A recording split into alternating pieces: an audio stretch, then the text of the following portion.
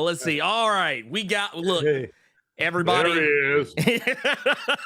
Hi, Larry. So my hero. Hey, you had no idea. You had no idea this was gonna happen. No, I just came in and turned my computer on, thinking I'm gonna play some poker, and this thing pops up. So what do we do? Oh, well, so okay, so it's funny you ask. I did not prepare for this at all. So what we got today, y'all, is well, for one, we have a very special guest. We have the legendary voice actor himself, Larry Kenney, who you might have heard from this. I don't know. This little cartoon. I'm sure none of you have ever heard of it before. Called ThunderCats. Yeah, have any of y'all heard of that? Surely not. Thunder what? Thunder kittens or something. I don't know. It was something about feline people. I don't know. I never watched it. I never. Anyway, me either. But let's talk about it. You know, it'll bring a refreshing new outlook to whatever that thing was. Exactly. But no. Yeah. Just to put some respect on your name. To put some respect on your name, you voiced, I think, what was it? ThunderCats, the original series had, I think, what was it, like 4 seasons, I think, all told. And you worked on pretty much every single one of those episodes. Yeah, well, I was the Lord of the ThunderCats. Yeah, you were LionO himself. You were literally the leader of the team. And that's right. And it wasn't just ThunderCats, really either.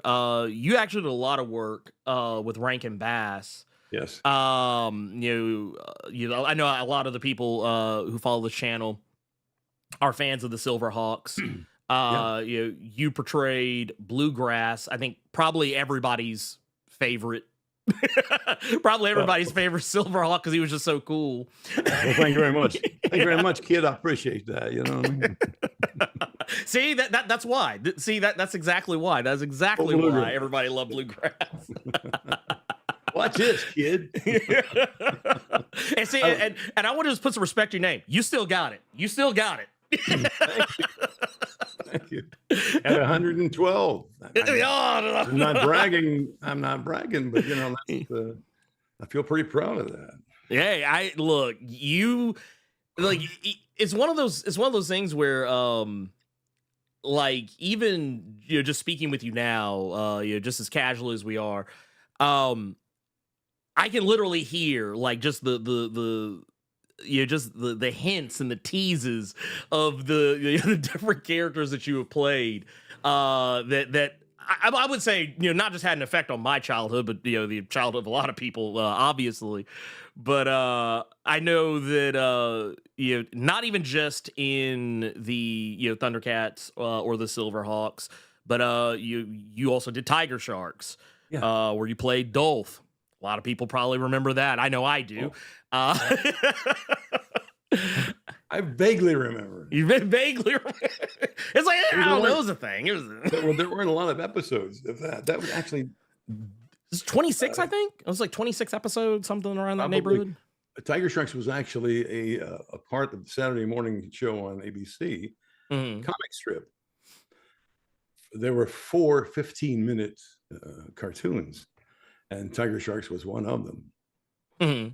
Yeah, it never was its own series on ABC or anything like the other ones were. Yeah, which is crazy to think about, because I remember, obviously, just as a kid, so I didn't, not like I had any inside baseball or industry knowledge or anything at like the tender age of 6, 7, 8, whatever years old. But like, I always felt like, man, like, you've got this, you got this property of ThunderCats, you got this property of Silverhawks, you have like Tiger Sharks, which is kind of like a part of that umbrella, and Rankin Bass. And I was like, man, I never really considered it till you just, kind of pointed it out that, it was kind of not its own, separate thing. It was always packaged as a part of something else, which is wild. It was called comic strip on Saturday mornings on ABC. 4 15-minute shows, and as opposed to a half an hour. Mhm. But speaking of Rankin Bass, man, when I first got the call from my agent to go audition for this new animated series that was going to be done in New York. Well, first of all of us, I mean, the actors who went to audition for it, 500 of us in New York and LA, were pretty excited because, well, I was, especially because I grew up on Rankin Bass animated series. Rudolph the Red-Nosed Reindeer, with, I think, Fred Astaire and Frosty the Snowman with Burl Ives, I mean, so, and for another thing, Ernie, we're talking 1984 when I first got the call to audition for it. There were no animated TV series recorded in New York, even the voices.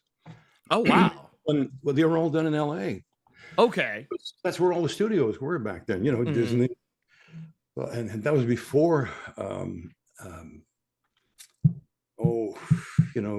Comedy Central, Cartoon Network, and things like that here in New York.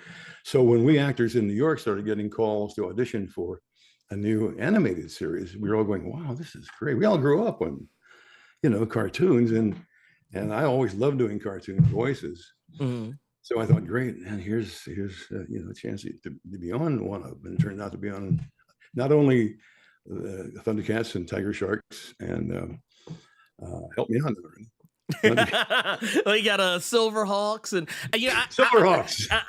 I will say this because I can't let you get away with this. There's some other characters I learned recently that you had voiced that it kind of blows my mind now that I know this, and I have to ask.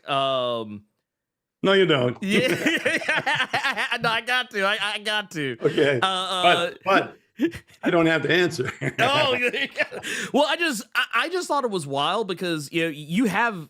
Well, I mean, let's keep it a buck. I mean, yeah, you voiced iconic characters across the board, but there are characters that I think back to and I never would have associated with you, but now that I know, I'm like, how did I not hear it? But it was because it was that good. But you also did Sonny the cuckoo bird. Yeah, the cuckoo puff bird. There he is. Oh boy, there he is. Yeah.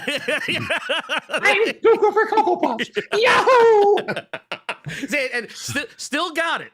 Still got it. I just want to point that out. Still got it. 77 years old and still talking like a bird. I did him for 40 years. 40 years? Oh my God. Yeah. And Count Chocula for 40 years. Too. Yes, that was my next one. I was going to say you were Count Chocula as well. Frightfully delicious. Doing Count Chocula, I got a chance finally to sing on a commercial. I had always wanted to, and it wasn't really singing because but the script called for me to say, Count Chocula cereal is coming your way. How about a monster for breakfast today? And that's I'm sorry. That is just this is amazing to me. I have to poise just because it's one of those things. You were just all over the place. You were all over the place. Literally, I feel like it's safe to say you dominated on whether it was in the commercial spectrum or the animated series spectrum. Is I probably in a given day had probably heard your voice numerous times, and at that age had no idea it was the same person. Of course not. Well, if you think about it, on cartoon shows, especially back in, not so much now, but back in the old days, the 1980s, there were no, I'm sorry, I'm getting ahead of myself now. Most people don't know who do the voices on the cartoon, on the cereal commercials or this or that, because on commercials and TV, you don't have credits at the end. Saying this voice done by this person, and now of course they go voices. Who? Yeah. Like everybody knows. It's like, I was like, no, who? I know that voice. Oh no, I gotta look. Yeah. Well, now with the internet, people look it up. You know, there are websites called Behind the Voice Actors and all that, and they list all your credits and things. But and getting back to, if I may, you didn't ask the question, but I will give you credit for if anybody asks me. I say who did what voices and all that. You have to realize that on each of those shows, there are like 5 of us actors did all the voices. Yes. Yeah. We're talking in 130 episodes of ThunderCats. Can you imagine how many voices? There were hundreds. Oh yeah. So, as I recall, every once in a while they would bring in another actor to a specific voice or something. But for the most part, every voice you hear on ThunderCats, Silverhawks, Tiger Sharks, were done by one of us 5. Me and Peter Newman, Tigra, Lynn Lipton, Chitara, whom I lovingly refer to as the original ThunderCats Ho. She hates me. She hates me for doing it. I wasn't ready for that. That's awesome. You can use that. You don't have to give me credit. I gotta use it. But like, hey, that belongs to us now. That belongs to us now. Yeah, of course, couldn't use that joke back in 1985. No. And then I don't want to leave out. I mentioned Peter Newman, of course.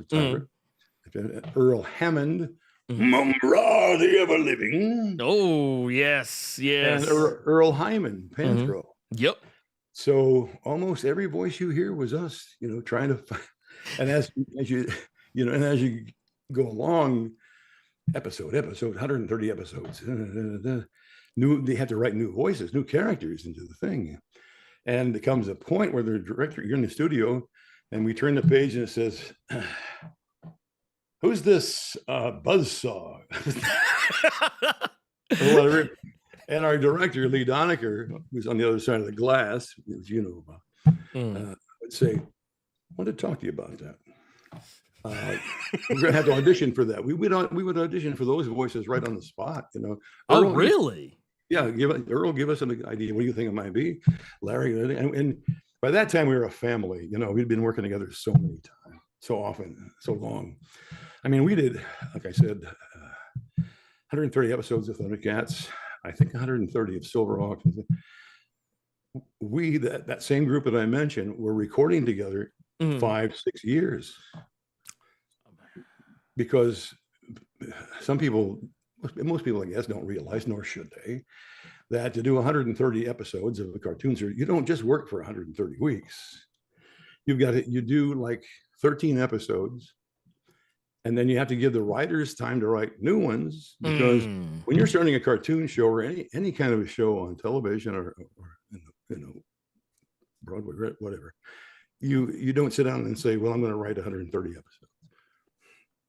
Right. You write 13. The reason for that is when you're trying to sell a program, no, I'm talking about back in the 80s, and I think it must be still somewhat like this. Right. You do 13 episodes, because back then, when you're trying to sell a new product, let's say it's ThunderCats, you go to a network and you say, hey, I've written this new cartoon series, and I have 13 episodes finished, recorded, and all that, and you let them hear it. And if they want to put those on the air, they do. A lot of times they don't want to buy it. Nobody wants to buy it. Well, you've done all that work for nothing, but that's showbiz, baby. Right. Yeah. Sadly, yes. Go out and get a real job, you know? Oh, but the thing. Wait, I'm not finished yet, Ernie. Oh, no. Go ahead. No, please. I'm sorry. No, I'm having so much fun talking to you. Just sitting here watching you laugh I feel like I'm interviewing you. It's so much fun. Oh, no. And you know, the pleasure is all mine right now. Thank you. Well, if I may stick this in there, my agent that you talked to, I know Scott Cook. Yeah. He's my agent for Comic-Cons, really, and for ThunderCats. And I have another agent, you know, for commercials and things like that.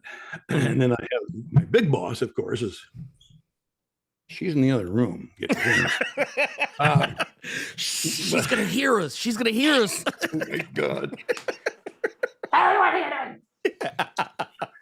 So what was my point, Ernie? I know you've been following along, taking notes. Yeah, wait. Let's see. We were doing all the voices. The voices, yes. Yeah.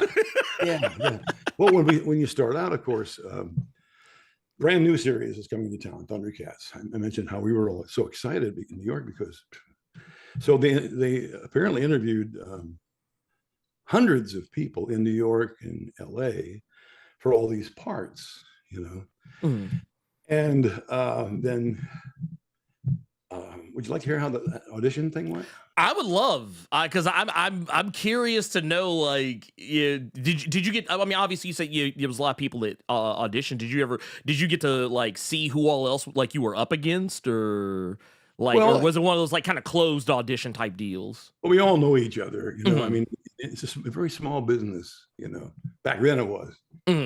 Now, if you want to be a voice actor, you go on the internet and pay somebody $15 and you're a voice actor, which is cool.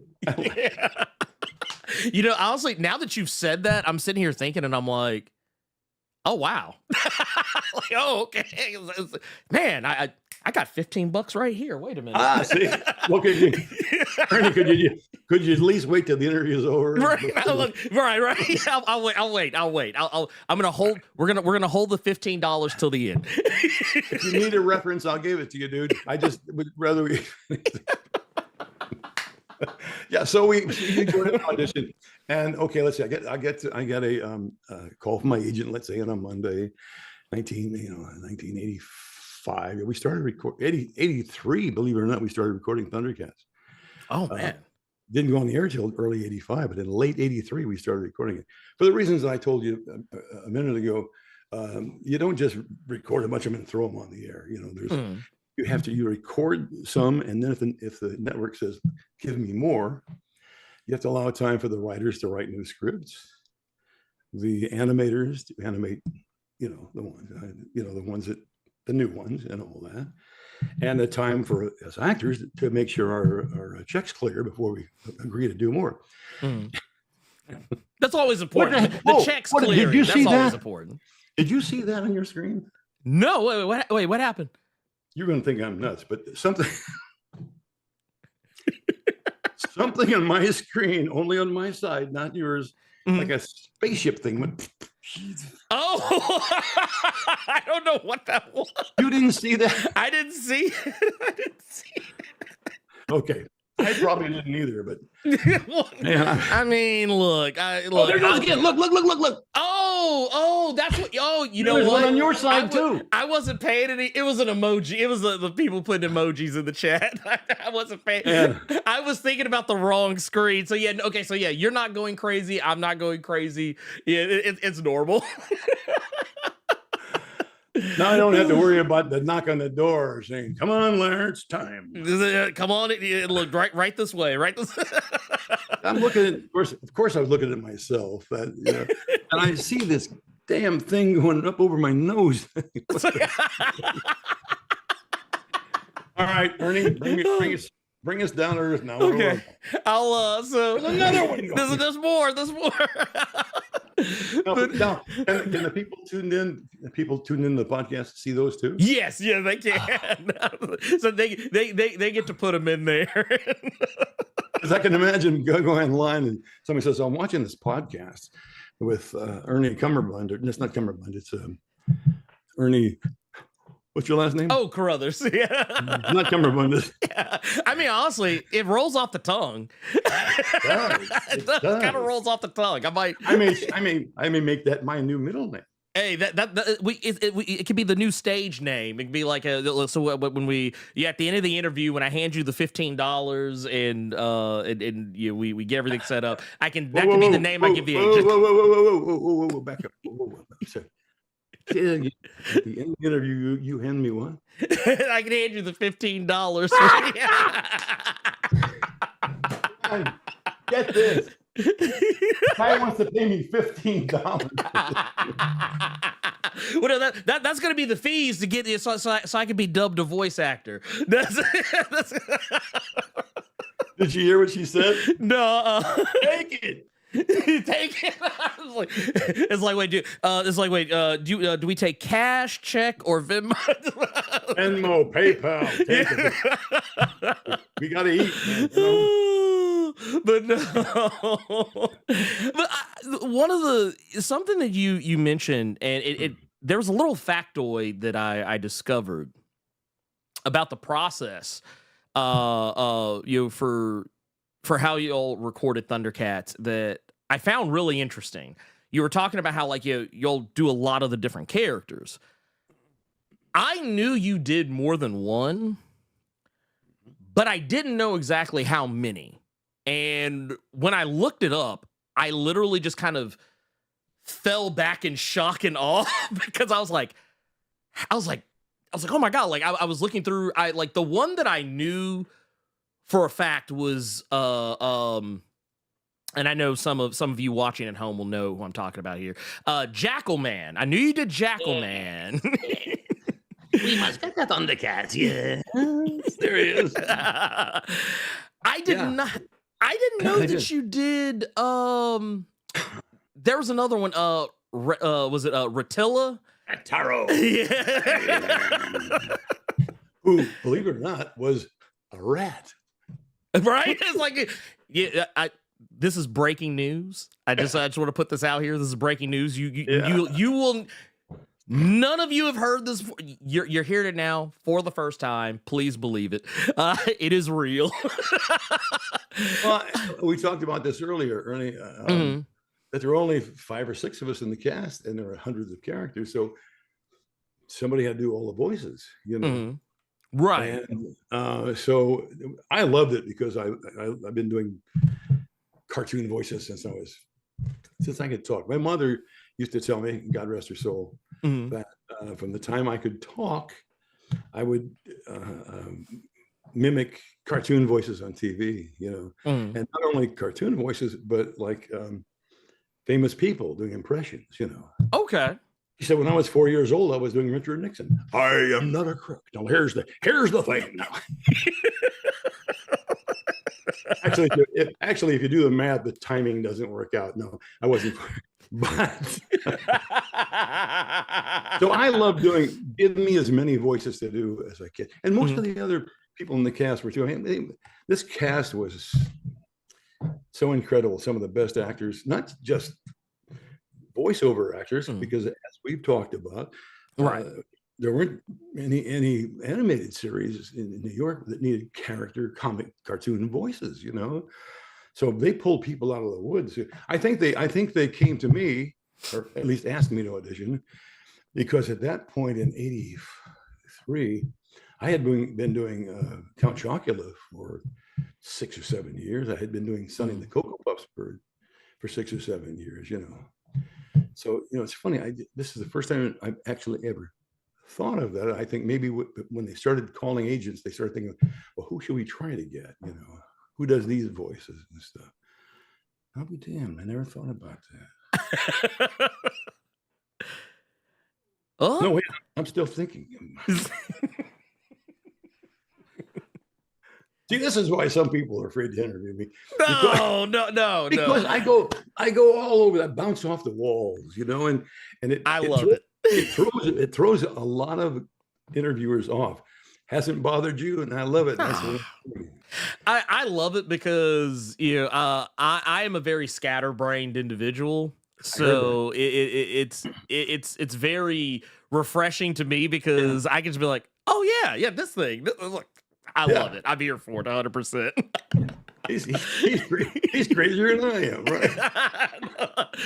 Well, you know, the thing that blew my mind was I read somewhere that and talking about jumping around, that when you do these voices, like especially like for characters that share space with one another, and like say you're playing both good guys, bad guys alike. Yeah. That when you would record like for LionO, that like if LionO is in the same scene with Jackal Man or with Wizra or anybody else, that you wouldn't do separate takes, that like you would just go straight through and just go back and forth between the voices. I call it real time. Yeah, that's always been a decision you had to make, I think, in doing cartoons and things. Because there come times. It sounds like Tonto. There come time when we go.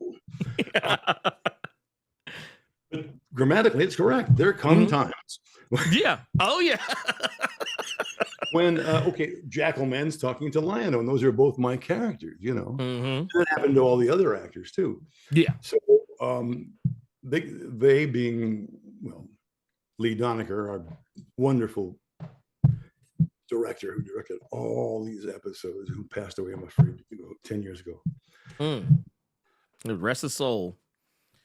Hers. Or hers, yeah. Yeah. Well, you wouldn't have known that. No. Up a little bit. She was so wonderful. Sometimes we'd be, let's say we're already into episode 56. She says, "Class." She's on the other side of the glass, with the engineer and everything. And she said, "Class, if you turn to page 23," we're all around. Of course, we were supposed to have read this over and over and over at home. I never did. You'll notice that we have a new character. So what would we do? I started talking with you about this before. At the outset, when we first walked into the room to audition, they would ask us to audition for one Thundercat and one mutant. Okay. Sounds funny, but you know what? So I walk in, and they have the walls plastered with pictures of, or illustrations of all the characters, with one paragraph synopsis of who they are, what they are, and why they are, and that. And then they show you the Thunder Tank, and so you knew when you went into audition what was going on. Because a lot of times when you go into auditions, you don't know what, and they said, just go in and read the lines, Read the lines, get paid, go back home. Exactly. It's showbiz, baby. Because if you can't do it, we'll get Liza Minnelli. Lives right down the street, Oh yeah. Well, you put it like as let's say you're in New York, dude. So everybody lives right down right. the street.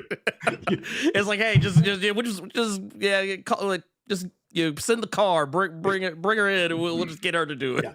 We heard she's between movies. She'll come over, so we don't need you, okay? That's not the way. But anyway, so now with the show, we've been recording the show for several episodes, and then the writers have added a new character, which they have to do after a while, or else the show gets, sorry kids, boring. You can't just keep going on with the same 5 characters. Right. Getting attacked by the same 5 mutants. You know what I'm saying? So they say, we must add Rover Burbles. Let's add Rover. So she would say, okay, we have new characters now, guys. Rover Burble number 1. And she would describe to you, again, we're in the studio at the microphones, and she was, he's but he's not there. Guys, who wants to give me an idea what that might sound like? So, so one of us might say,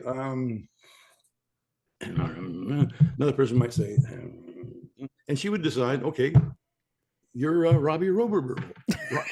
Robbie Rover Burble. That's why, as I recall, there was never a character named Robbie Rover Burble. It sounds like something like, even just now I would have to think about it to say it. Even though it's like, like an alliteration, it's still like it feels like I'd have to think about it. Like, honey, I'm your mother. Who do you want to be for Halloween? Robbie Rover.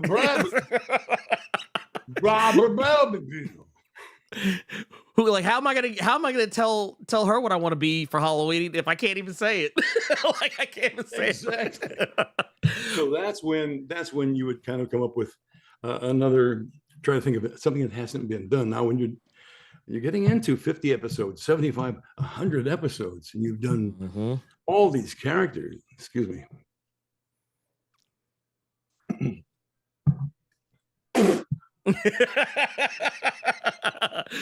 No, I'm sorry. Carol? Did you put water in my water glass? I always keep vodka in my water glass. Oh, I was going to ask. I was like, are we sure that's water? That's an old. No, listen. Your job is to remember exactly where we were just now. Oh, yes. I need to do a thing, and then we'll come back to it. W.C. Fields, one of my greatest influences in life, and are you old enough to remember him, W.C. Fields? Oh, the name rings bells, but I couldn't. Yes, you know we saw him. Yeah.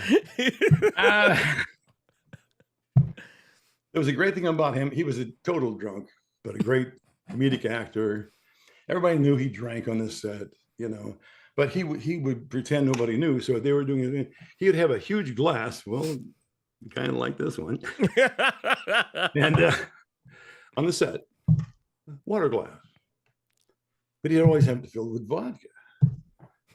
Nobody else knew. So one day they're doing a shot.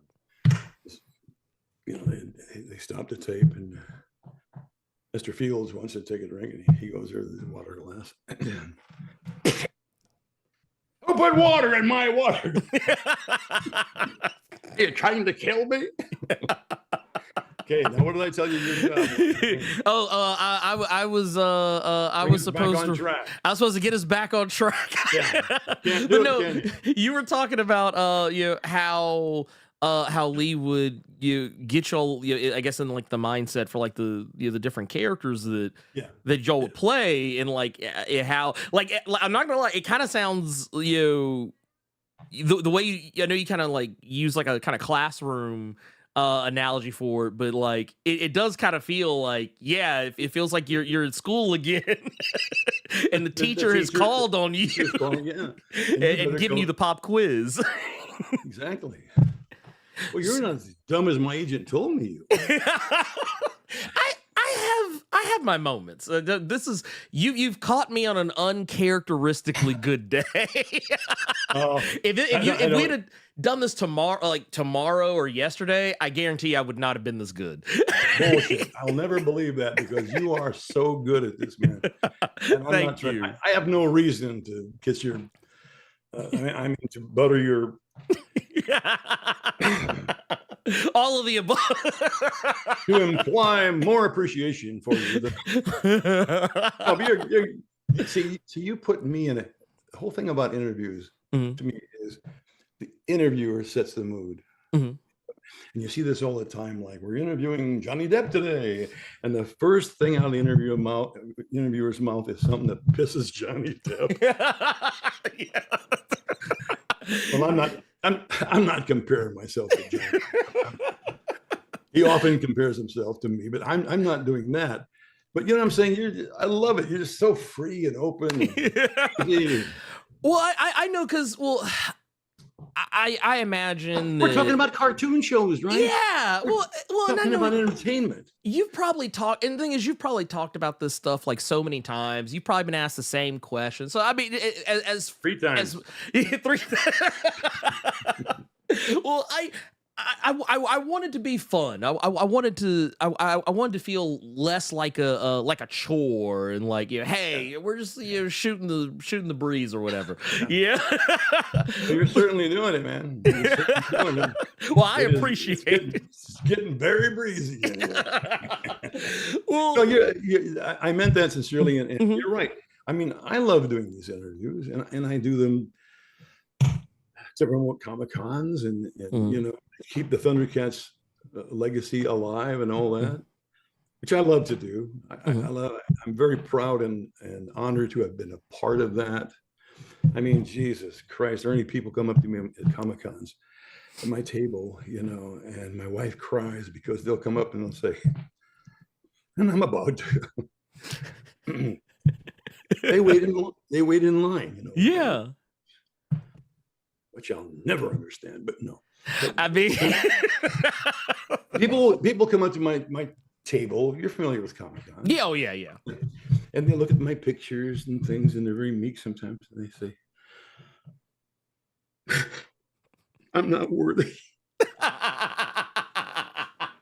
And at first it kind of threw me, but then they'll say, Kenney, you are the voice of my childhood. Now I've come to realize what that means. Nostalgia is a very strong thing, man. Oh yeah. The things you loved when you were a kid, mm-hmm. and especially today. I mean, there were no Comic-Cons 25 years ago. Mm-hmm. If there were, and Stan Lee was appearing in a Comic-Con, I'd have a little cot out in the street for 2 weeks to meet him. So, really. I mean, I understand how people feel about this, Mm-hmm. And so, anyways, it's really wonderful to meet fans and say, and I love fans who know, Sometimes it gets a little. Like when I got people waiting in line, and my agent keeps poking me in the elbow because somebody has just said, Mr. Kenney, in episode 126. Oh, yeah. And I go, yes. Yeah, sure. Yeah, that one. LionO's coming through the door, all right? He's got the Sword of Omens in his right hand. Well, coming out of the door, it's in his left hand. Can you explain that? Is there some deeper hidden meaning behind this? Was there exactly? well, I when I was talking with Scott, little inside baseball for the audience is I remember talking to him about that, and I was like, look, I'm not gonna ask any weird questions like that, because I was like, look. I have trouble remembering what I did yesterday most times. I'm not going to ask someone to remember something that they didn't have anything to really do with in the decision-making and process of that happened a long time ago. I would not expect you to have perfect recall of something that was more on the animator side of things, not the actor side. But that is something that, and you probably do get asked this a lot, but I think I might kind of have a better understanding just talking to you now. There was a question I did want to ask you about the process of playing. I know what it is. Wait, let's see. I want to see if you got it. Boxers. Close. Close. I'm sorry, man. I can't help myself. Go ahead. You're good. But no.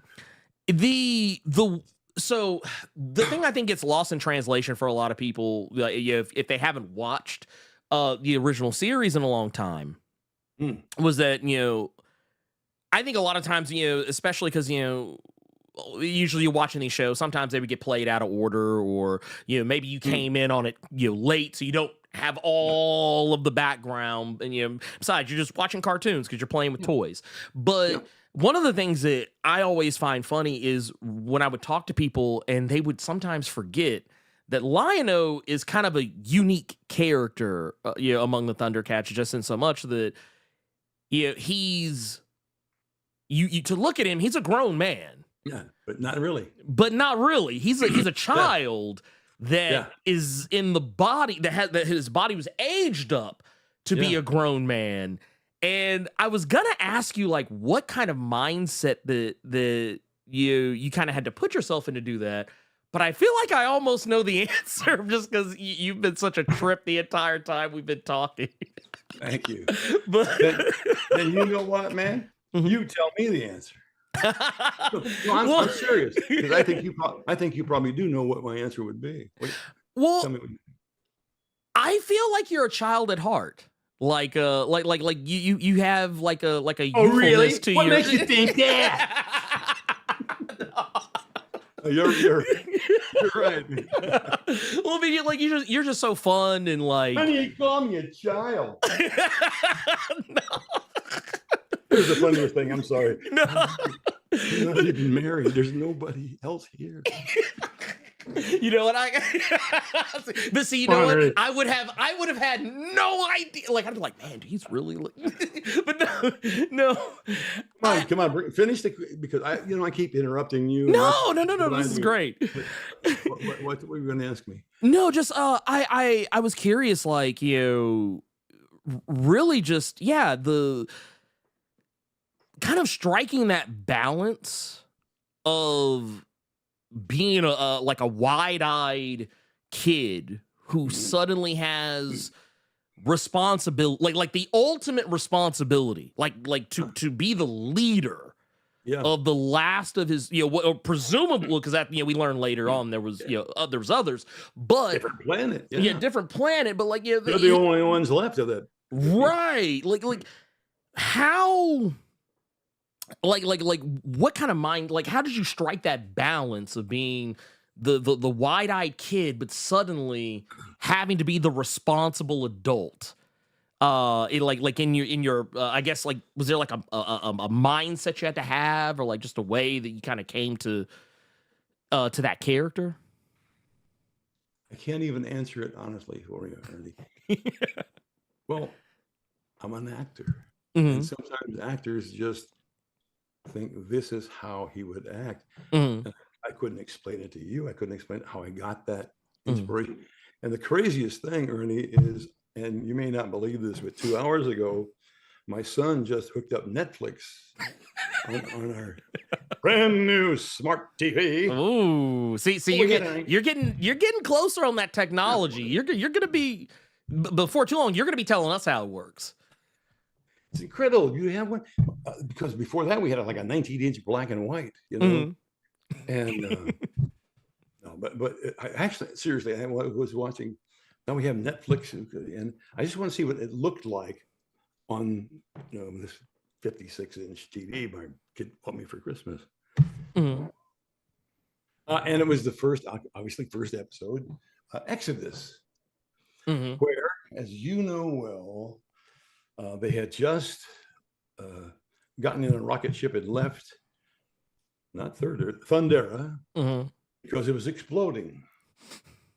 And no show in history had ever done a thing. Well, yeah, Superman. But, well,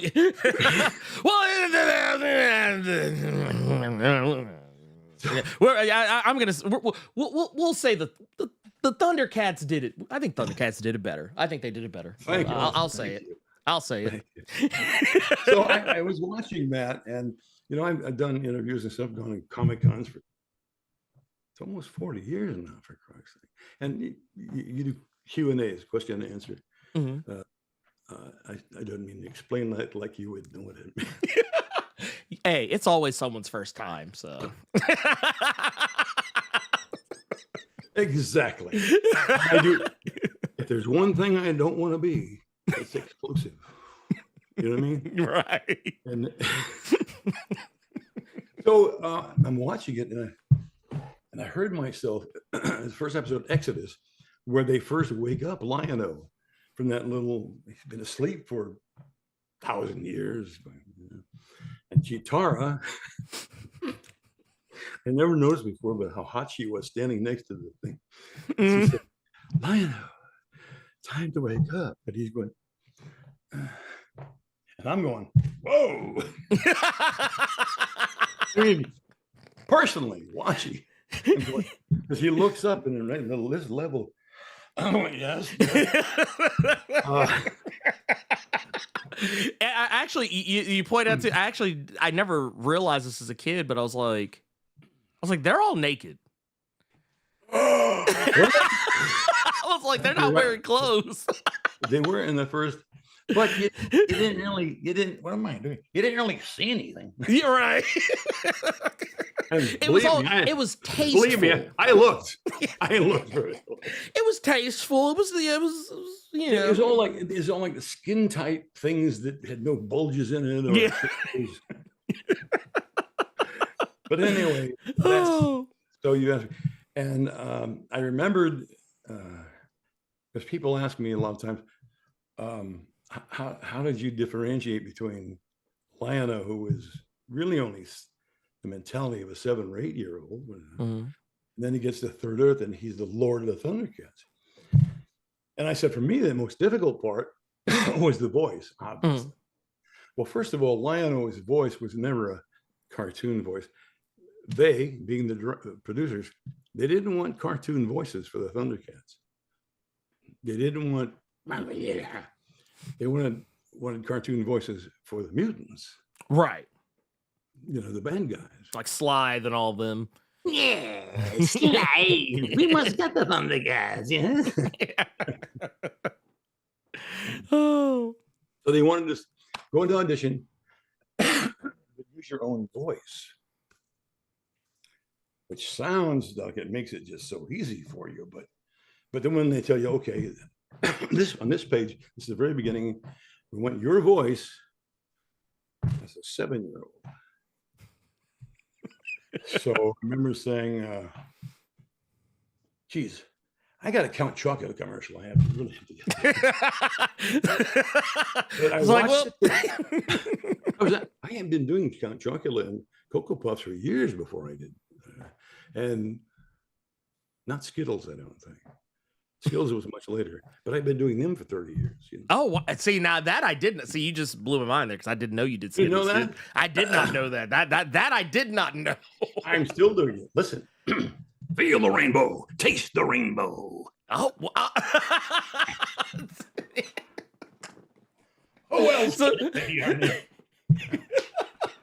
See, So now anyway. you're blowing my mind, and it's like it's a My mission in life, Ernie. So anyway, I said, okay. To me, that was the first time I had like it kind of took me back. I think, holy shit! I've already thought in my mind how I'm going to make him sound as an older person, because, like I said, the Thundercats themselves needed to sound like real humans, you know, not people from outer space. So if you think about LionO is my voice. It's only more dramatic. Like if I'm sitting here talking to you, I say, sort of omens, come to my hand, give me sight beyond sight. But if I do it as a is this working? Yeah, there you go. That's it. I'll try to get out of the way. There you go. Sort of omens, give me sight beyond sight. I LionO. Oh, there he goes. Oh. He's flown back to Thundera. Isn't it sad that I keep this little thing to do that? No.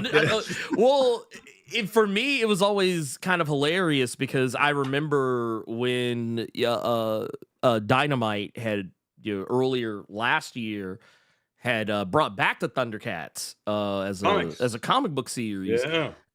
I remember reading that first issue and and it was something I actually told the writer Declan Shelby. I told him, I was like, you perfectly encapsulated the voices, because I was like, I could literally hear Larry's voice in my head, like as I'm reading the dialogue. Yeah. So my voice, but younger. Yeah. But it was it was very much like because that's the thing, like what you did with the voices that you provided, whether it was LionO or Jackalman or I think Safari Joe, one of them too. Safari Joe. Yeah. I'm Safari Joe. Yeah. Fuck you. Yeah. See, that's the version. See, that's the version I wish we got. I wish we got that version. Can you imagine if you did an X-rated version? The FCC would never. Hi, Bummer. Fuck you. I'm gonna stick this sword. Hey, you know what? We got to do that. That's a good. That's a very good one. Well, Mark goes, oh, LionO, that's not nice. Fuck you too. I love it. Listen, you can't use this anywhere else. You realize? No. That would be that would look like I could already feel like the red dot sights already like lined up on me. They're and that would completely eliminate any chance I might have for any future ThunderCats production. No, and we don't want that. We do not want that. No, not well. And real quick too, because I know that yeah, I know that we're kind of getting short on time, but I wanted to ask you this, and then I'll open up the floor for questions or comments from the chat. Have people tuned in? Oh yeah, we got people. We got some people watching. We got people. It's to my understanding, right now we got a few people in here. We got a few people. How many? In here. Right now, as it stands currently, I think we've got. I think I see 50 some odd on YouTube. We got a few on Twitch. 50 some? Yeah, we got like 50, somewhere around 50. Wow. Since it's like kind of in the afternoon, most people are probably like still at work, but there's a lot of people that come in and catch the VOD. Let's answer their questions. First of all, hi everybody out there. It's on YouTube and what else? Yeah, we got some on Twitch as well. Twitch? Yeah. Little video game streaming. I thought that was a dating service. No. That's Tinder. That's Tinder. Yeah, we don't do anything on Tinder though. I really apologize. Let's take some questions from them. No. You're fine. I just real quick. I wanted to ask you because I don't know if anyone else is going to bring this up, but you are, to my understanding, one of if not the only actor who has done roles for all 3 iterations. I guess at 4 if you include the movie Thundercats Ho. Like I think you're one of like only 1 or 2 people who provided voices for all of those, because you did. Yeah. Obviously LionO, Jackalman, and Wiz Ross, Safari Joe, so on and so forth. And there's like a litany of others for Thundercats. But you also stop you 1 second. Oh yeah, go ahead. I've heard that word all my life. What is a litany? I always use it as a way to say a lot, like a chorus of a lot. Yeah, I don't know. But I know what you're getting to. Yeah, and I'm so proud to have been. You're talking about like when we did the 2012 Warner Brothers, when Warner Brothers had bought the rights to ThunderCats by 2012, right? And they came out with the new ThunderCats, which I thought that was a great series. I loved it. I'm actually sad that it did not go further than what it did. Me too, and I don't understand. Well, I do know why it didn't go further. Probably, if you think about it, no, too. It had gotten to the point in 1985 when original Thundercats came out. It was a different world. By 2012, when that one came out, the main emphasis was what? Toy sales. Yes. That and other things too. People don't realize there are a lot of reasons why a show, whether it's an animated show or a movie or anything, a lot of things that affect their success.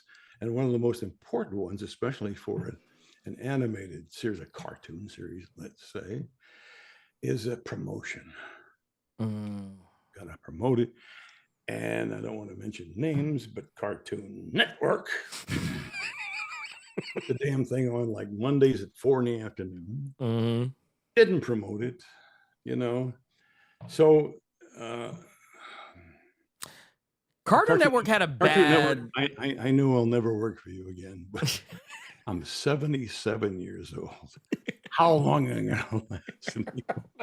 I don't even buy green bananas anymore, man. Oh man, I feel fine. But anyway, but that's the thing. It's placement when you put it on the schedule and what time and all that. Because I thought the 2012 it was actually the 2011 one, and I thought it was a very good series. It was anime instead of animation, and I thought that it was great and at least as good as the original ThunderCats. I was so sad. I was sad for the kids who were on it. I call them kids. Matthew Mercer, who played Tigra, and I met those people when before that aired. Warner Brothers flew me out to the San Francisco Comic-Con, where they're going to premiere it. So Matthew and I were backstage, and there were thousands of people in this arena, theater. They're going to watch it. All ThunderCats fans, of course. And we're backstage, and you really can't hear exactly what's going on. You hear that it's on. You hear the thump, but you don't hear what's being said, right? I'm standing there talking to one of the producers from Warner Brothers. You see that? I see it a little bit. I think that's like... Well, those guys are going to say, "You're the greatest, man. Oh, you're the greatest. You're the greatest show ever." Thank you. So anyway, he comes over to me and says, "Oh, wait, I'm sorry." At one point, we're talking, and there's an enormous roar from the audience. We're behind the curtain. An enormous roar from the audience. Oh my God! And the guy comes over from Warner Brothers and says, "You know what that's about?" And I said, "I don't know you." He said, "The audience just heard you as Claudius, LionO's father." Oh, yeah. Saying, "Thunder, thunder, ThunderCats, ho!" And they went nuts. And one of the people asked, "Would you like to go out and say anything?" I said, "No, not right now." How do you follow that? I'm going, "That's right. That's right." That's like, it's me. It brought me to tears after all those years, So does that have anything to do at all with the question you asked? Yeah, honestly, well, I will say this. It was just really the fact that you did Claudius. You also did Jaga for ThunderCats Roar, and so you've effectively played like some of the most, I would say, leaderly, all like pretty much all facets of leadership, in ThunderCats, which I think is kind of incredible. You're right, but hang on a second. I want to check it. Leaderly, is that actually? Yeah. I like to make shit up. I like to make shit up. You'd be great in cartoon shows. That's all made up shit. If it's not, we're in trouble. Oh yeah, no, we are 100% in trouble. Well, I do want to ask this. We have a question from one of our viewers. This is Gearless Moda says, "It's amazing to see and hear your voice. We met at a Comic-Con panel, and to hear you do the ThunderCats call to the crowd is still one of the most memorable things ever. Thank you." And actually, as a matter of fact, the one you were just talking about, I believe, is the one that he's referring to.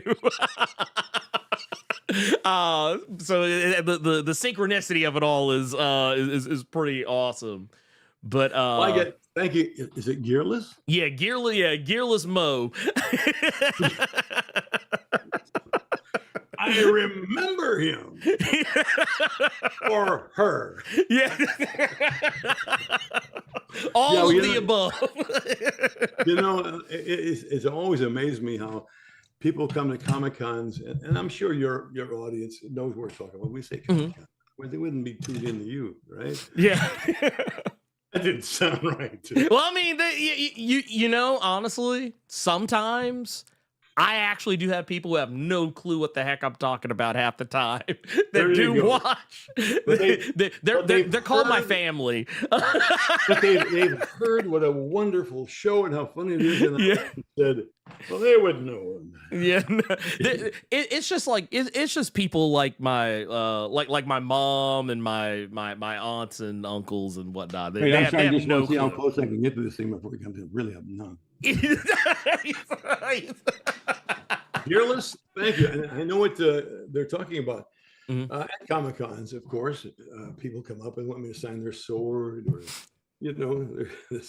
or other things, and we'll talk about that after the show. Yeah. Yeah, that's not for y'all's young ears. Y'all Well, don't even know, but there's not a lot of that, but there is one cute one I want to tell you if you remind me.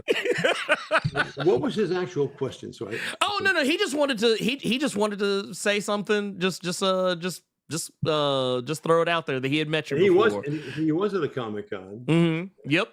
Okay, so Gear, I call him Gear for short because I know what he's talking about. People bring their actual sort of omens, a big one. You know, you can buy these ones that weigh 30 pounds and they're solid steel and stuff like that.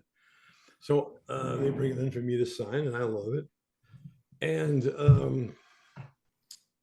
that was one of his most memorable things. Okay, but he did. Well, and I would also say too, we've got another one here from we do this little thing here too, because this was a super chat from Gearless Mo. So they do this little thing whenever they do 1999. I do a little sing song deal. So I'm gonna I don't want to alarm you when I do it. 1999. Yeah, there you go. We do it in the we do it in the tune of Prince's 1999. So the Gearless Mo, thank you for that. 1999. Super chat. I'm playing the air guitar with you, man. There you go. Hey, look. Hey, look. It's almost like the revolution was here. It's 1999. See, and the funny thing about it is like my co-host for our Saturday streams, he never wants to sing it. So the fact that you got to get in on the fun was awesome. So. But we've also got the Elite X1. It says Blerd Without Fear. This reminds me, there were some blooper reel audios from the old ThunderCats series. Wait a minute. Wait. Do we?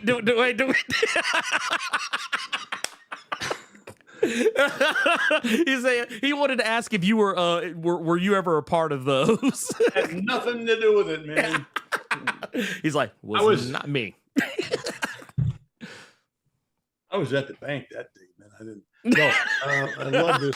I love this because I'll try not to, like I usually do, bring up the whole story about it. He's talking about blooper reels that you can hear on the internet.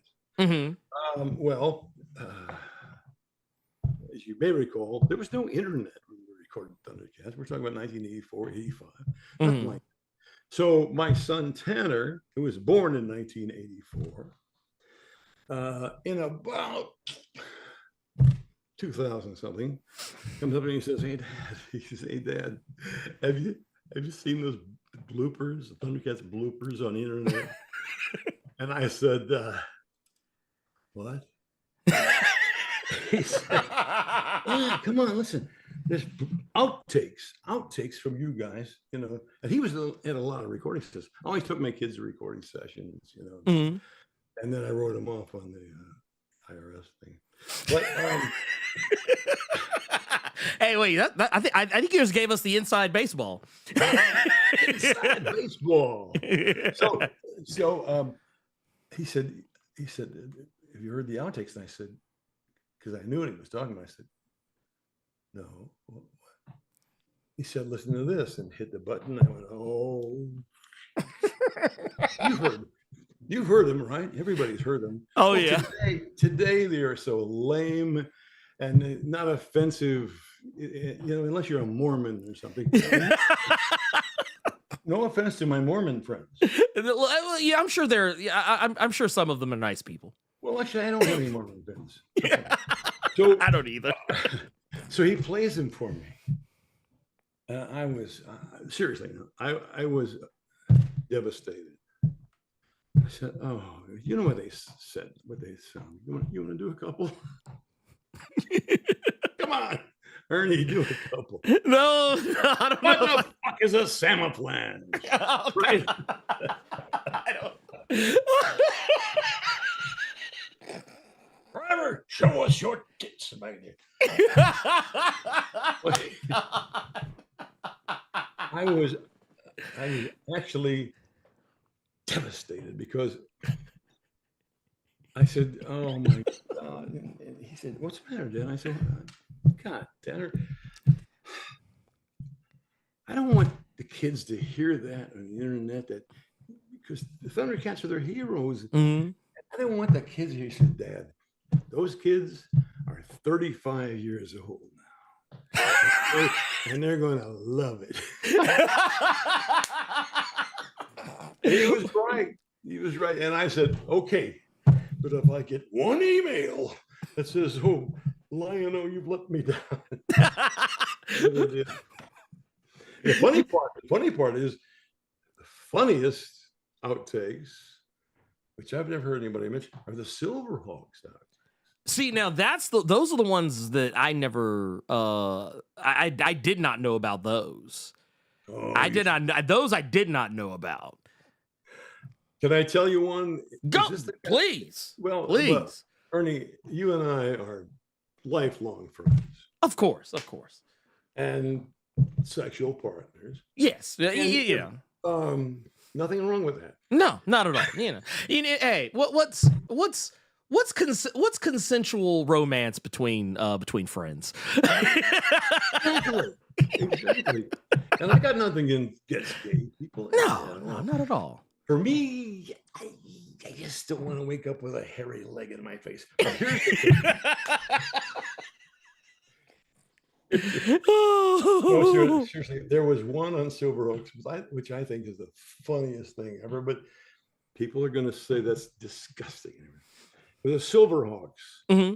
where the captain of the ship is saying, "All right, I want you, Stargazer, to go to this planet and pick up Princess so-and-so. Then take her to this galaxy where she'll be, and then bring her back over here." There's a pause, and I say, "Are you ready? Why don't we fuck her first?" Oh, God. Well, good night, everybody. Oh, God. I couldn't help myself. Oh my God. So like I'm gonna go on a limb and say that anyone who had to be in the recording because that's something I meant to ask you, because like when y'all recorded, were y'all like y'all were in the same room together a lot of the time. So like I could only imagine the level of shenanigans that had to have been going on in between takes. Oh, yeah, of course. I'll wait to get over that. It was so funny, wasn't it? But some people find it like, that's dirty. Well, but, and then my comeback is always, we didn't actually do it. No, right? But, it was just jokes. It was just jokes. It was 1985, 1986. I was gonna say, I feel like I think a lot of times people have this this mentality that the thing, and to be fair, I think for a lot of good reasons, sure, that the things that we enjoyed as children, it's sacrosanct. It's something that you can't. It can't be sullied by any impurities, but like we also have to remember that the people that made these things were human beings who were also very likely having a good time, some of you. Well, not all of you. I don't want to put words in anyone's mouth. Okay, I don't want to put words in anyone's. That's not what I do here. But really? Yeah, I mean, the funny thing is that's what I do for a living. and you know what? And you have done it very well. And I think that is a wonderful note to end on. Yes. What I'll do real quick, because technically there was a thing we were supposed to promote. I do want to say, if you enjoyed any small piece, even if it was like some snarf-sized piece of this show, and God bless you. But if you enjoyed it and you love the Thundercats, you love the Thundercats as much as I do, as much as Larry does, as much as we all do together, collectively, consensually, mind you. God loves Thundercats. If you think that, man, you know what I could really use? I could really use some of those, some of those classic Thundercats comics that they used to make back in the day. Like you probably heard of them, I'm sure. But Dynamite is actually bringing those comics back. I know, and I'm trying to look at them. You have them. Oh yeah, there they are. Yeah, those ones. Yeah, they might be flipped for you. But yeah, you can actually pick those things up. There's actually a link if you're on YouTube, there's a link in the description. It's actually pinned on both YouTube and Twitch. If for whatever reason you don't see it on Twitch, if you type in ¡Thunder, you will see it come up. But yes, please. I'm so glad you brought those up. Oh no, there was no way I was gonna I kept trying to think like, no, okay, I gotta remember to do this. I gotta remember to do this. This is what we're actually having this conversation. and I would like people to know that this whole conversation with between us, it was not to sell these comic books, but I'm glad you're mentioning it because Dynamite Comics. You can see them on the screen there. They've come out with a whole different. My agent gets mad at me because I don't know how to explain it, but it's some of the original comics, but in a different with a different look, as you can see. And there's number one. Yep. Now, if you had this original comic and you bring it me to sign, I sign it for $50. Okay. But if these new ones, if you buy it, I don't know how much it is, and I sign it, it's worth $3. Anyway, they've convinced me that it's a good deal for me. There you go. Well, I was gonna say you actually have there are some prints that are gonna have your signature. I believe that are gonna be signed by you. I believe it's gonna be these right here. Yes. These are gonna be the ones like covers, exclusive covers. Yeah. Yes, these are gonna be exclusive covers for the backer kit. Both of these will be signed by Larry, and as I understand it right now, the way that everything's going with the backer kit, if you and just to put in some clarification on for anyone wondering exactly what it is you're getting, these are the original Thundercats comics, all collected. You can actually see here, these are like the original stories that were adapting the original cartoon. And you can get them all collected in an omnibus. But also anyone who backs, because as it is now, if you get either of the Classic Years hardcovers, you'll receive 2 free comics. And to my understanding, because I know the Mum Rock cover is the cover for the upcoming Thundercats number 12, which is going to be the first full fight between LionO and Mum Ra, the Ever Living. I wonder who wins. I got my money on Lion. I don't know, that LionO kid looks scrappy. He looks scrappy. I think you're in good shape. Good shape. And we're also. You're also going to get a free animated print because of the stretch goals that have been reached. So make sure you do that. There's also tons of other things you can get. You can get all the covers, all the extra issues of the current series. You can get additional I guess like alternate covers by Ken Hazer. There's all kinds of stuff that's going to be going on here, and I highly recommend click the link, go get it.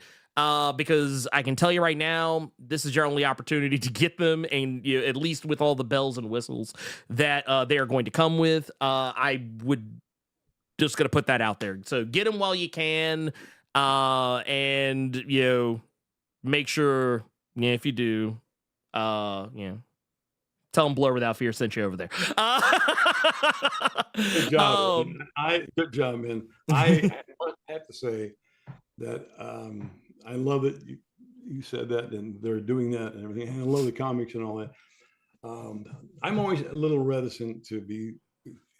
I don't like to say to people, "Hey, buy this, buy this, buy this." No, really, I mean, because I love my fans, but I don't want to them to think I'm in this for. Because if it were me, I would say, yeah, I love ThunderCats. I'll buy these, but not because I saw Larry, because it makes me feel like a whore. Oh, no, we don't want you to feel like that. No, you know what I'm saying? Sometimes it does, and I don't need the money.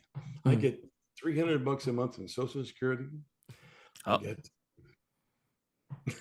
I'm so sorry. I was like... Buy the comics, folks. They actually are. The quality is fantastic. The writing and the graphics and everything. It's just that I have a hard time hawking stuff. I understand. I as a guy who used to work in sales and no longer works in it because I felt my soul crushing like within myself. I totally get it. Because I feel. I made my money from ThunderCats years ago, and all. Nice to get, but I just wouldn't leave by saying, "Where's the camera? I can't get it on here." Oh, there you go. Yeah. I'd love for you to buy these comics. It's not me. It's not me. He's got kids to feed. Wait a minute. You know what? I tell you what. The best way to do it is do it in the voice of Jackal Man, and it'll and that way it won't feel as dirty. You're like, yeah, you expect Jackal Man to do that. Jackal Man, of course. The ThunderCats, yeah. It hurts now to do that. Yeah. Oh man, you know what? My throat hurt for you. On that one. That's a great country song, man. Is that a Tammy Wynette? Is that a Tammy Wynette that Tammy's gone. No, okay, then yeah, she's gone. She is gone to glory. But also, thank you so much, Larry. Thank you so much for your time, your energy, and I hope we get to do this again sometime. But thank you, and I guess for everyone else, I'll just say real quick, go click the links, go do all the stuff. I'll say real quick too for Vereen, just before we get out of here real quick, $4.99. I'm 54 years old, and to hear him do ThunderCats Call still gives me chills, takes me back. We appreciate that. That's awesome. Can I say one more thing? Yeah, go ahead. I just saw a note from a guy named Vereen, and I want to leave him out. Did you see that? Vereen, if you see it? You're right there. Vereen, 54 years old. I got neckties older than you. I have stains on neckties older than you. But thank you, man. Thank you. Well, ladies and gentlemen, MBs, we are out of here. Thank you all, and we'll see you next time. Peace out, baby. Seacrest